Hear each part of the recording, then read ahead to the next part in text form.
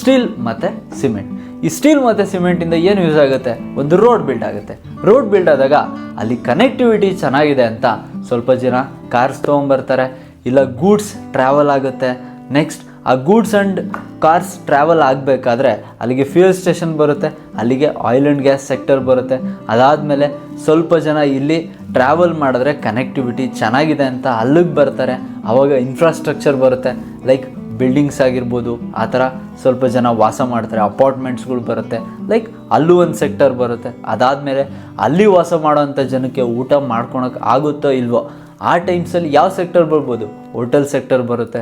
Like hotel sector ಬಂದಾದ್ಮೇಲೆ like ಅಲ್ಲಿ ವಾಸ ಮಾಡೋವಂಥ ಜನಗಳಿಗೆ ಹಾಸ್ಪಿಟಲಿಟಿ ಕೂಡ ಬೇಕಾಗುತ್ತೆ.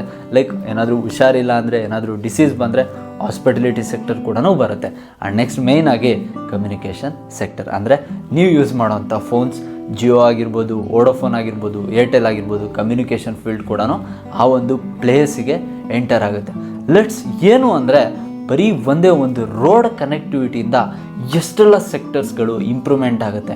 ಈ ಸೆಕ್ಟರ್ಸ್ಗಳು ಇಂಪ್ರೂವ್ಮೆಂಟ್ ಆಗೋದು ತುಂಬಾ ಇಂಪಾರ್ಟೆಂಟು. ಏನಕ್ಕೆ ಅಂದರೆ ಈ ಥರ ಸೆಕ್ಟರ್ಸ್ಗಳು ಎಲ್ಲೆಲ್ಲಿ ಇಂಪ್ರೂವ್ಮೆಂಟ್ ಆಗುತ್ತೋ ಆವಾಗ ನಾವು ಆ ಥರ ಕಂಪನೀಸಲ್ಲಿ ಇನ್ವೆಸ್ಟ್ ಮಾಡ್ಬೋದು.